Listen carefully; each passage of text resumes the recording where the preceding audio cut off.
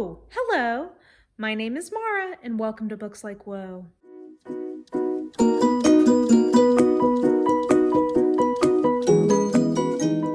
So today I am going to be doing a recommendation video for a trope that up until last year I would have told you I just categorically do not like.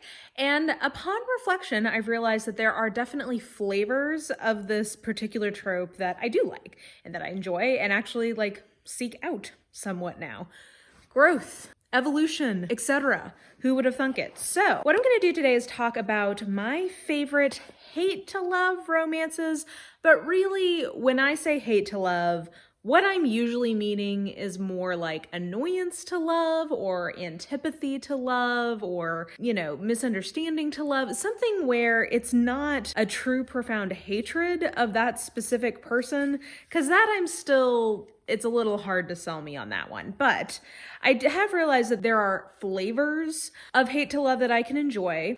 One thing I think I've realized is that I think often when people say hate to love, they do really actually mean just like annoyance to love or antipathy to love. And to talk about when someone truly hates the other person, usually they'll say enemies to love. And that is still a harder sell for me. But I have realized that sort of I just don't like you to love can really work for me. So I'm going to be doing a list of my favorite flavors of that I've found so far. And I've divided this into 3 subgenres of that trope that I enjoy. The first one we'll talk about is what I'm calling antipathy to love, meaning like, ugh, I kind of just don't like you, or you've gotten on my nerves, or we've gotten off on the wrong foot, or something like that, where there is some sort of negative association between the two people, but it's not a full-on hatred. So that's the first category we'll talk about. The second category I want to talk about are books where the heroine, truly does not like the hero, but the hero definitely likes her. So there's that subgenre that I definitely enjoy. And then the third one I'm going to talk about is where there is kind of a theoretical enemy to love, meaning that these two people come from 2 groups or 2 viewpoints or whatever that historically have hated each other, but there is not a personal like one-to-one like I hate you. It's more I hate your group of people kind of a thing. So that also can work for me, and so that's the third group. So with that being said, I'm going to start with what I'm calling antipathy to love, and then we'll progress from there. Okay, starting with antipathy to love. So I think, is this my biggest category? No, I guess my biggest category is she hates him, but he secretly loves her. Okay, antipathy to love. First, we're going to start with Well Met by Jen DeLuca. So the reason I call this antipathy to love is that I don't think that either of these people truly hate each other.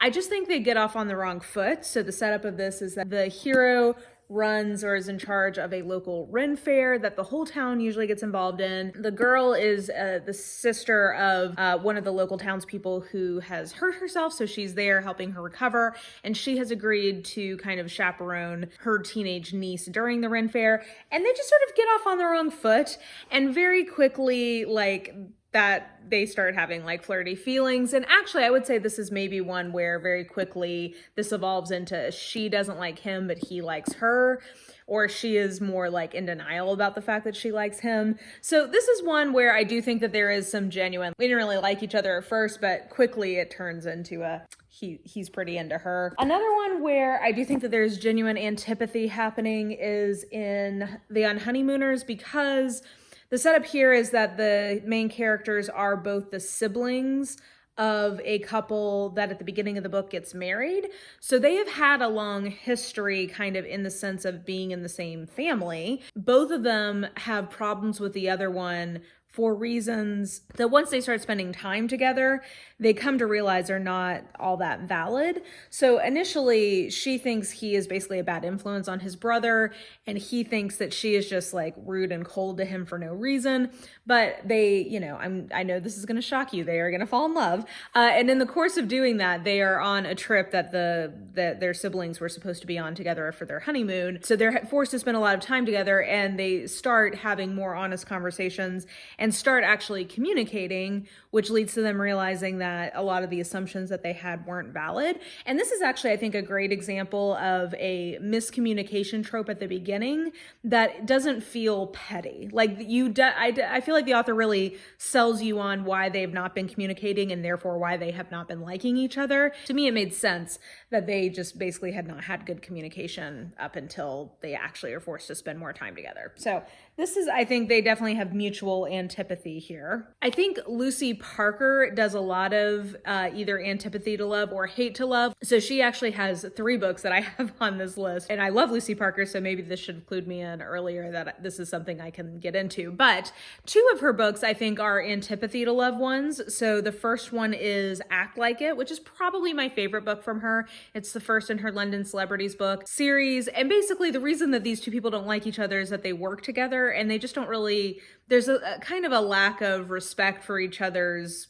working style. Like they respect they're both actors in the play together in the West End, and it's not that they don't respect each other's work ultimately, but just sort of like their demeanor at work or sort of their work style. They have problems with each other, and then they're forced to be in sort of like a fake relationship thing, and so they kind of have to challenge their assumptions about each other, sort of a thing. So I think in that one they genuinely just don't get each other at first, and then over time when they spend more time together they start getting each other a little bit more.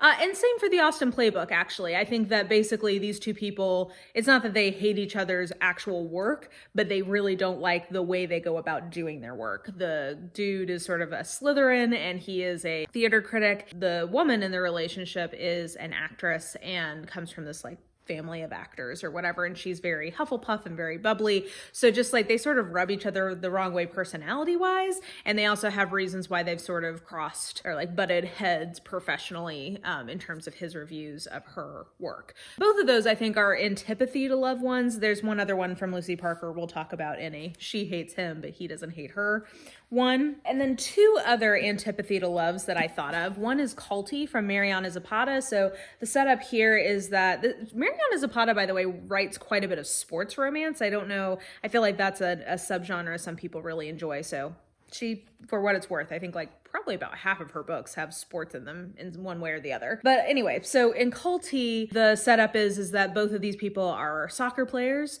or we would call it soccer here in the US, football internationally. So both of the protagonists are soccer players.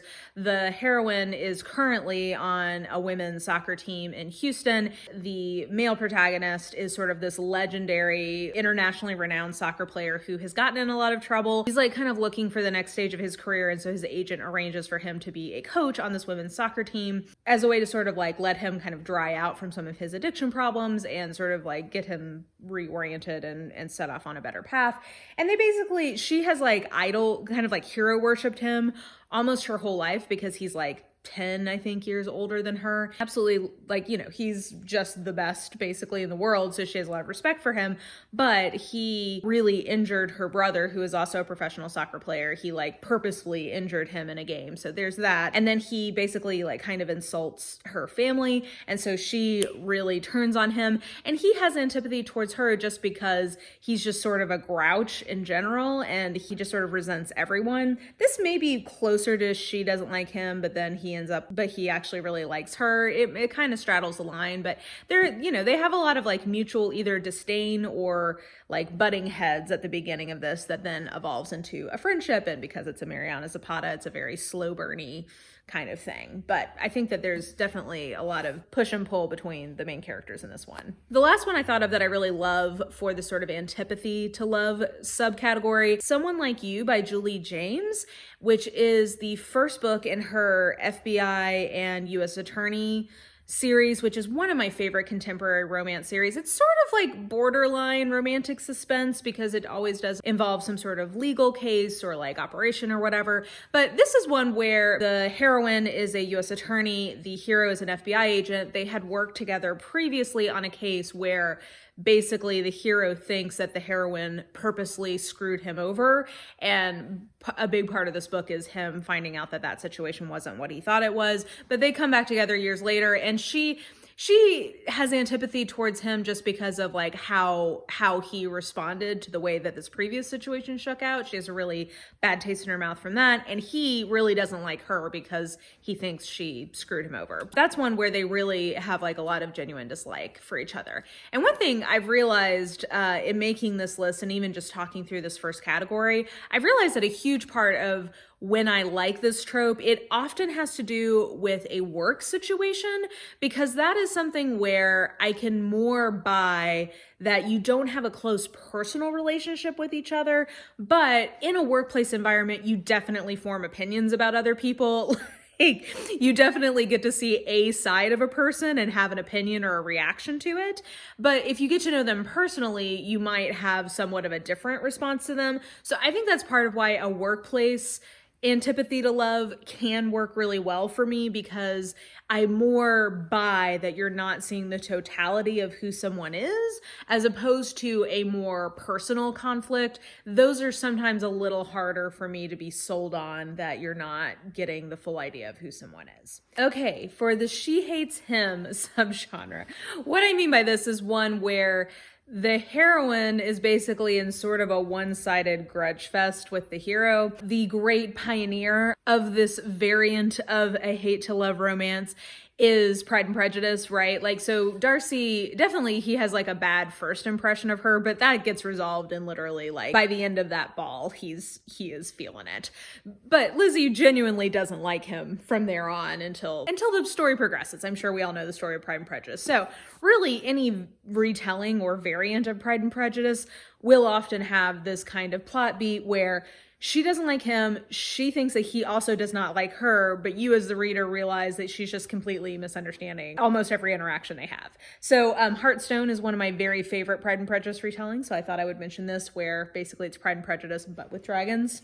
And Lizzie is an herb healer, Darcy is a dragon riding warrior, love happens. But basically, yeah, so any kind of Pride and Prejudice retelling is gonna be in this subgenre, usually. Going back to Lucy Parker, her latest book, Headliners, I think falls into this category where the main character hates the dude who she ends up getting together with for completely valid reasons. Like, this is one of those hate to love ones where I mean, I like this book. I ended up giving this book 4 stars. I will say that the forgiveness pattern of the heroine to the hero, I think probably happened too quickly, because she really has some completely valid professional and personal reasons why she does not like the main guy.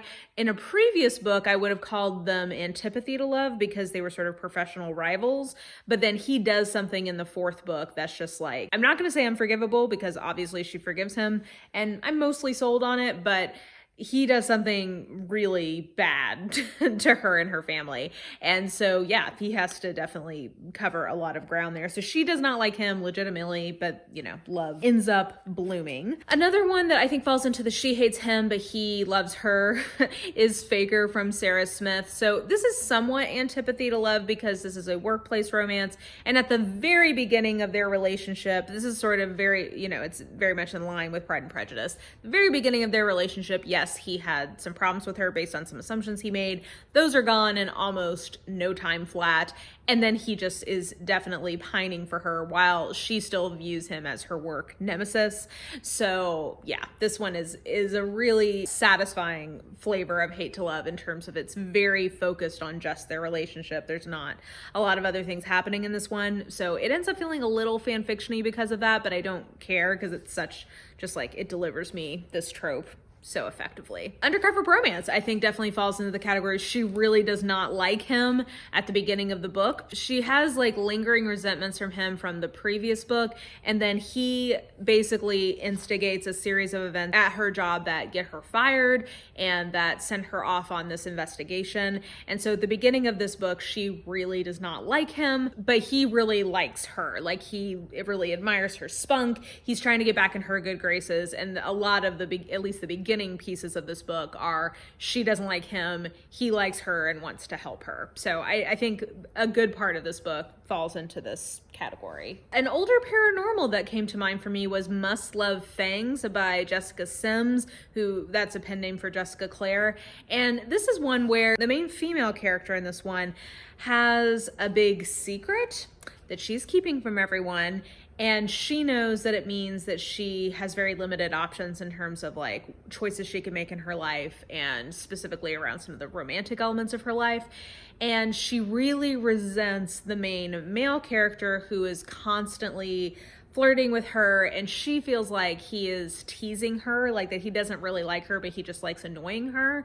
But of course, that's not true. He actually secretly is super into her. And so the first part of this book is her realizing that she has disliked him because she basically thought he was mocking her, and realizing that actually that's not what's been going on. He's been genuinely trying to flirt with her and like get her to go out with him. They maintain somewhat of an antagonistic relationship even once they start kind of getting into their feelings more, just because she has this big secret. So I think it maintains that sort of dynamic of a hate to love for a lot of the book, just because she is trying to keep him at a distance. So I thought that one could work for this category. Oh, A Kiss for Midwinter.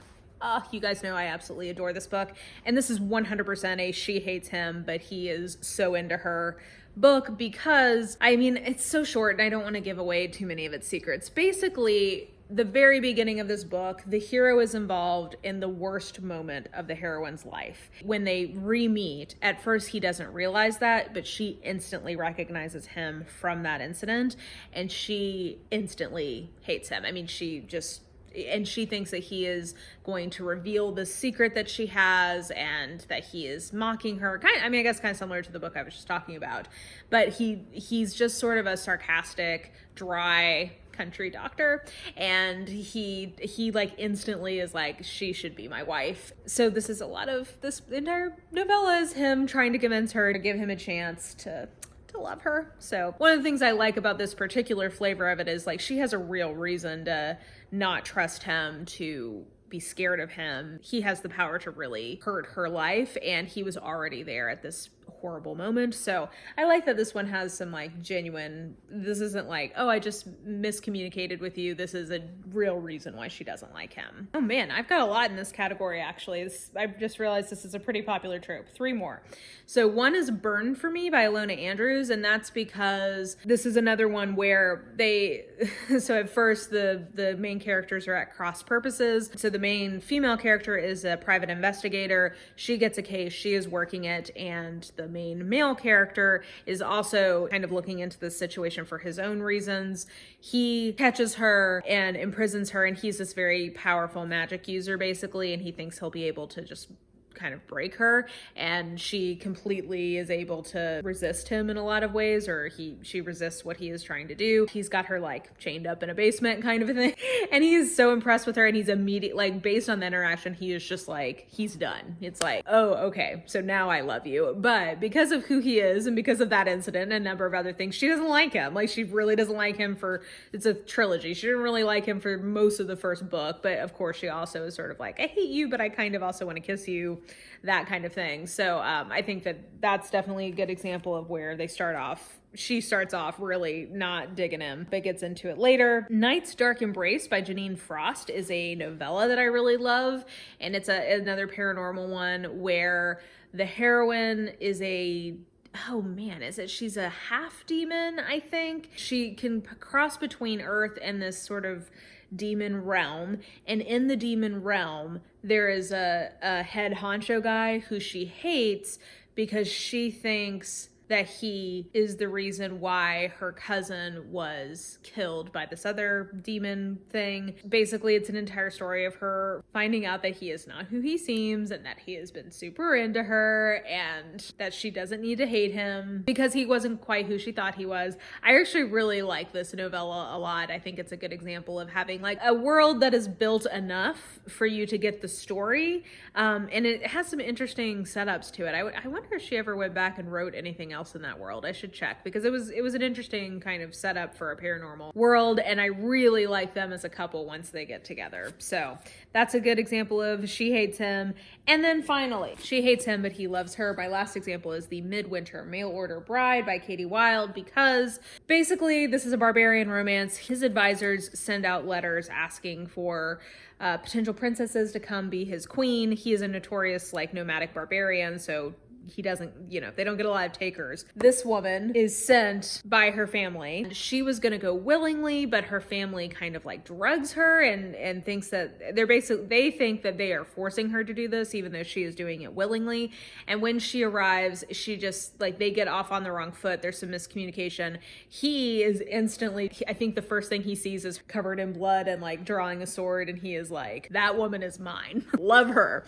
And she thinks that he's toying with her, and so she instantly sort of like gets defensive and doesn't like him, even though he is so gone on her. So there's a lot of this one does have a lot of miscommunication in it, but it worked for me. I still really liked it. So she doesn't like him, he's way into her, and they have to kind of find their way back together over the course of this road trip that they go on. And then my last category is our peoples don't like each other, or like the fates are keeping us apart, so I'm supposed to hate you, but I kind of star-crossed lovers. Maybe that's really more what it is, of I'm supposed to hate you, but damn it, I can't help it, I love you anyway. Okay, so a few examples of this sort of star-crossed lovers thing. First, Serpent and Dove by Shelby Muhurin. I definitely think this falls into that category because he is like this Christian knight guy. Like, he works for the church as a warrior kind of a thing, a soldier in a Christian church army, and she is the princess of the Wiccans. So the kind of like, I shouldn't love you, but I do anyway, is more on her side, because he doesn't know that about her at the beginning of the book, but he does know that she's basically like not a pure good Christian woman, and so that drive some of his conflict in terms of like, I shouldn't love you, but I do anyway. So yeah, I think that there's some of that kind of star-crossed bit in Serpent and Dove. A few of the novellas in the Iron Seas series from Mel Jean Brooke, I definitely think have this quality. And actually, now that I say that, her latest book under the pen name Milla Vane, Heart of Blood and Ashes, also have this sort of star-crossed or like hate to love element in them. But the one that I was specifically thinking of was Wrecked by Mel Jean Brooke, and that's because the setup is that this is hard to concisely describe, I just realized, but basically in this world, it's sort of like a steampunky alternative history kind of thing. The heroine's father has cloned her from his wife, so she is a clone duplicate of his wife, who was being raised as their daughter, but then the wife died and he went crazy, and now he wants her to be his new wife, even though she was raised as his daughter. It's weird and creepy. And he has basically enslaved this other guy through a thing that is too hard to explain. And he is sending him after her. The enslaved guy doesn't really believe that he wants her back to be his wife. He isn't letting himself believe it or doesn't believe it. And so they are at cross purposes because she will never go back. And then he's enslaved to constantly try to take her back, kind of a thing. So he's developing feelings for her. And then finally, like, there's this big confrontation where he thinks he killed her, and then he finds her later and realizes he didn't, but he still has this like thing that he has to do because of the way he's enslaved to take her back. And so it's very angsty, very push-pull, and like they're just set up so that they can't be together, at least it appears. So that came to mind as sort of a star-crossed lover thing. Never Seduces Scott by Maya Banks. This is a historical example where basically there's these two warring clans in the Scottish Highlands. The king decrees they're going to start bridging this rivalry through a marriage. Head of this one clan marries the daughter of the leader of the other clan, the laird of the other clan. Actually, almost immediately they fall in love, but it does have a lot. It's a very externally driven conflict in this one, because even though they accept each other very quickly, their clans do not. So there's definitely a lot of push pull in that one in terms of their people do not want them to be together. And then I guess I could say that a lot of the Immortals After Dark series, I think, have this sort of our group of people hate your group of people, we shouldn't be together deal. that happens a lot in that series. The one that I think particularly has this is A Hunger Like No Other, because that is the first book in the series. Also, it's an easy place to recommend people go, but the Lycae are werewolves basically, and then there's the vampires and the Valkyrie, and they all don't like each other, and the king of the Lycae realizes that his fated mate is a cross between a vampire and a Valkyrie, and he specifically hates vampires because they have had him imprisoned for 200 years, so he hates her people, and he deeply resents that she is his fated mate because she is one of this group of people that he hates. So it is very much you're my fated mate and I can't help but love you, but I hate that I love you kind of a thing. So it's very angsty, very push-pull. And there's a lot of stories in the Immortals After Dark that have a variant of that, of like, I hate this group of people and I hate that you are a part of that group of people, but you're still my fated mate and I have to figure out what to do with that. In a world where there are fated mates, you gotta have some kind of conflict, and my people hate your people is a pretty solid one. So there you go. Those are some of my favorite versions of a trope that I would have told you I don't like, but have come to realize that I actually do under the right circumstances. Like I said, it is a hard sell for me that somebody personally truly hates somebody else for a real reason and then comes to love them. That is still something that it's hard to really sell me on. But I have come to realize that there are variants of that idea that I actually really find very satisfying, especially when they're driven from external conflicts, which I've realized often this trope can lend itself pretty well to. So there you go. Definitely let me know below what some of your favorite hate to love books are. If you're like me and you have like specific variants of them that you do and don't like, etc. Let me know that in the comments down below. And yeah, I think that will do it. So if you enjoyed this video, please like, subscribe, follow me on the social medias if you are so inclined. I have all that information listed in the description box below, and I think that will do it. I hope you are having an absolutely lovely day today, and I will just talk to you soon. Bye!